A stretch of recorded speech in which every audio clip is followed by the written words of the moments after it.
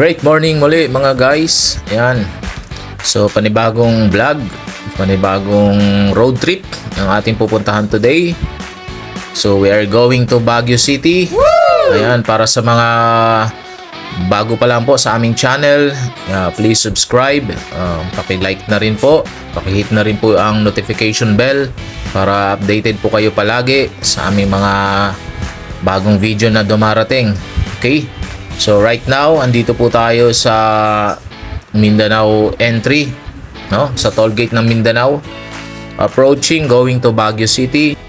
Ayan, so right now po, nasa NLEX na po tayo. Ayan, so ito po yung channel na kung saan it's a travel vlog. Na-update namin palagi kung ano yung mga sitwasyon sa kalsadahan. Papunta ng Baguio City po ngayon ang ating fini-featured.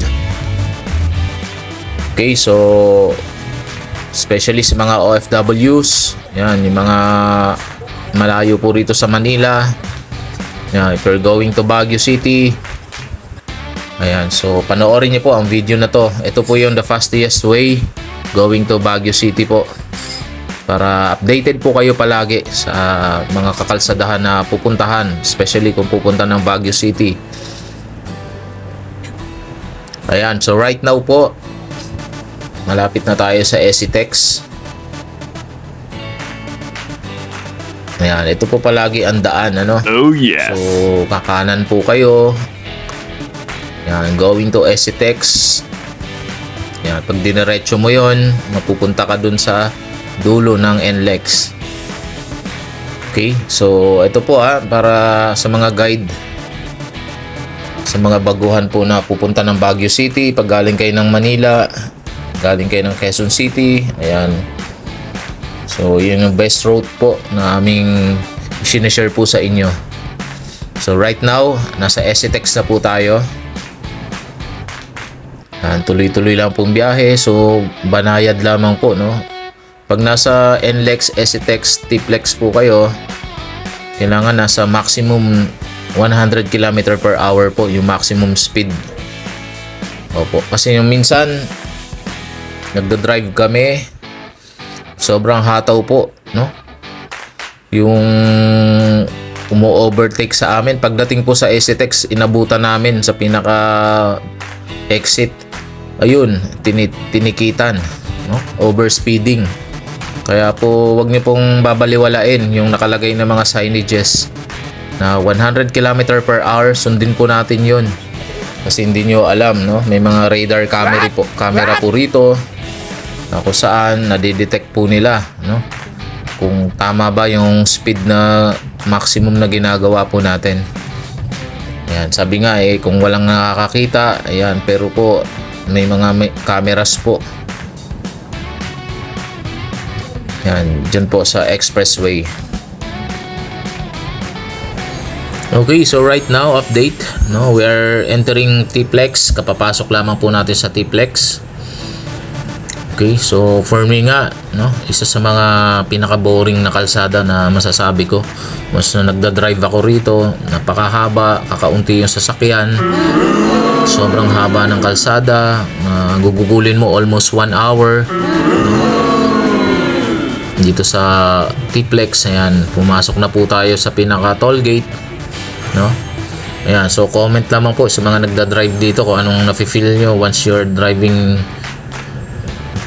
inside the TPLEX, no? For me, nakakaantok, nakaka-boring. Kaya po dito, kailangan nakapagkape ka na, may chewing gum ka. Yun po yung mga pangontra na aking ginagawa para ma-survive ko po yung pagdadrive palabas ng TPLEX Rosario.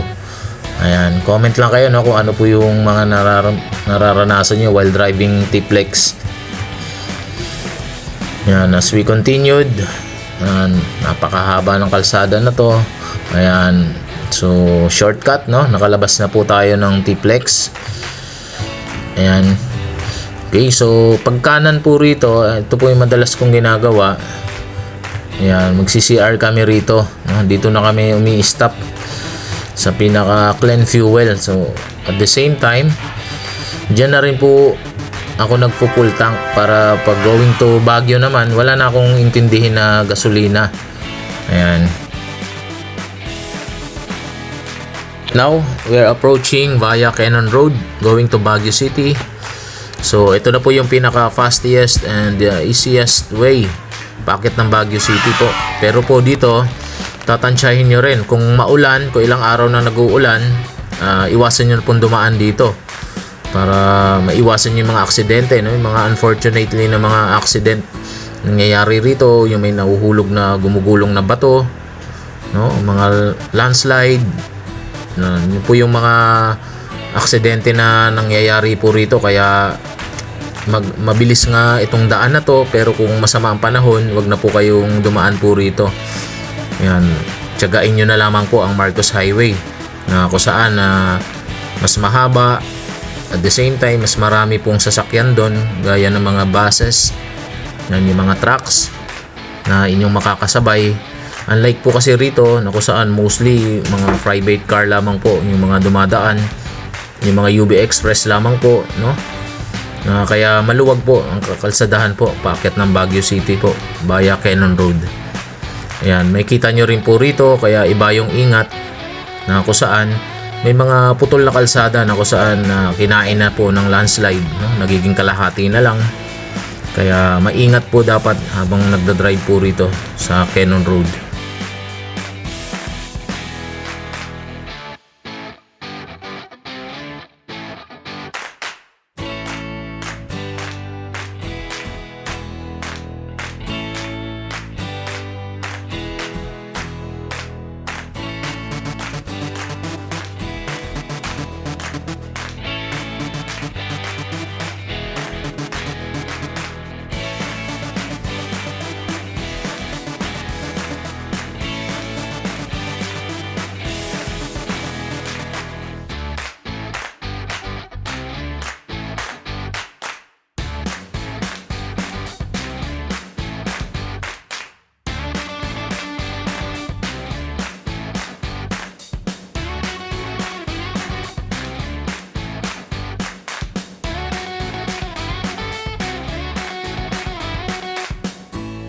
Yan, so approaching na po tayo, no?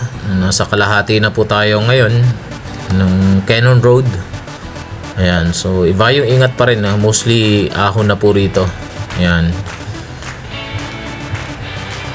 The same time, smooth po yung kalsada na inyong makikita na bagong espalto. Ayan, yun po yung maganda rito sa daan na to. Mostly more on the greeniest surroundings, no? Mga puno, mga kabundukan, kung saan nakaka-relax sa mata, no?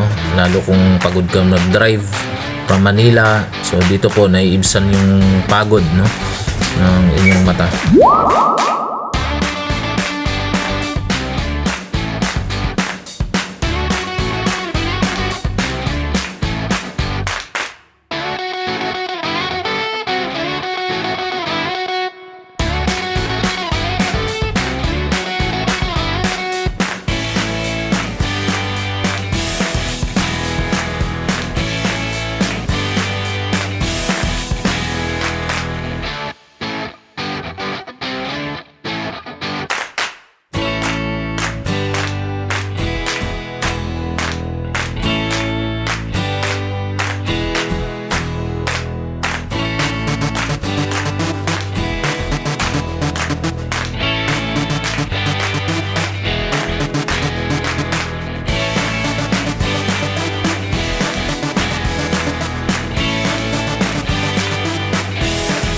Okay, so this time, no, dito minsan may nakakasabay tayo ng mga elf na puno, no, ng mga pangarga.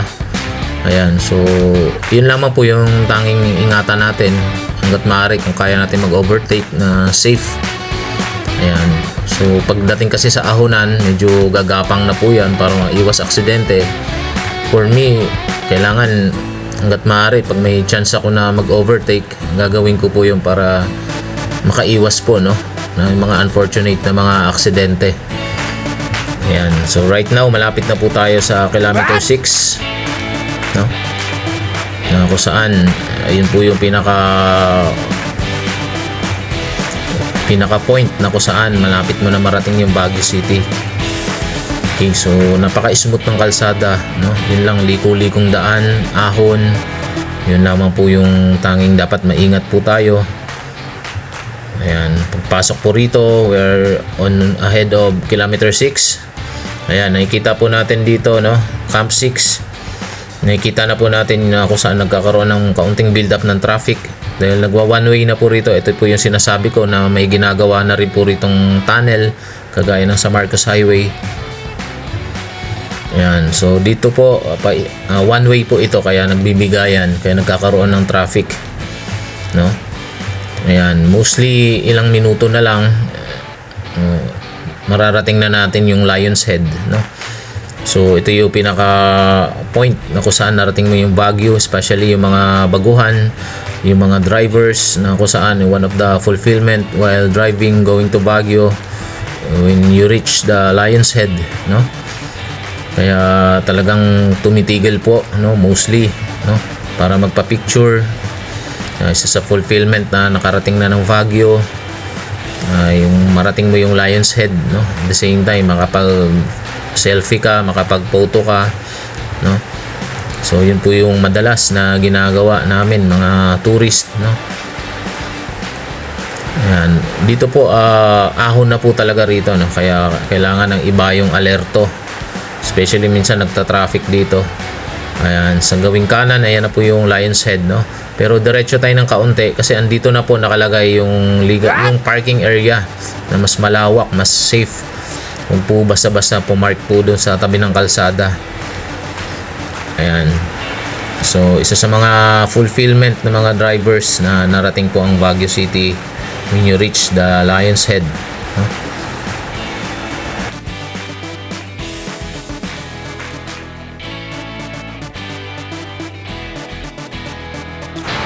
Okay, so update lang natin, no, kung ano na itsura ngayon, especially ng kapaligiran ng likod ng Lion's Head. Ayan, kasama namin yung aking nanay na kung saan 1980s pa yung huling akyat niya rito sa Baguio. Ayan. So sandali lamang po kami rito, no, para lang mag-picture saglit, at the same time balik na uli sa sasakyan.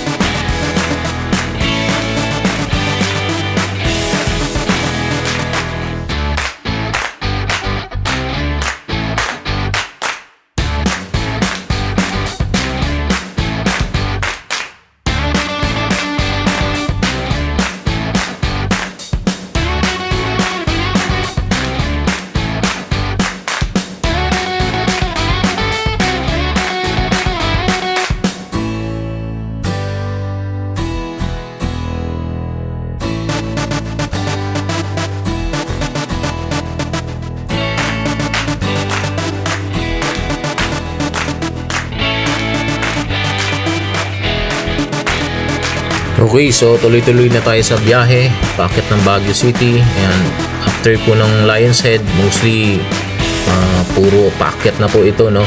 Puro ahon na po ang gagawin po ninyong pagdadrive po rito. Ayan, kung saan sigsagan, no. Kaya iba yung ingat pa rin, no, kasi mostly paakyat na po talaga ito.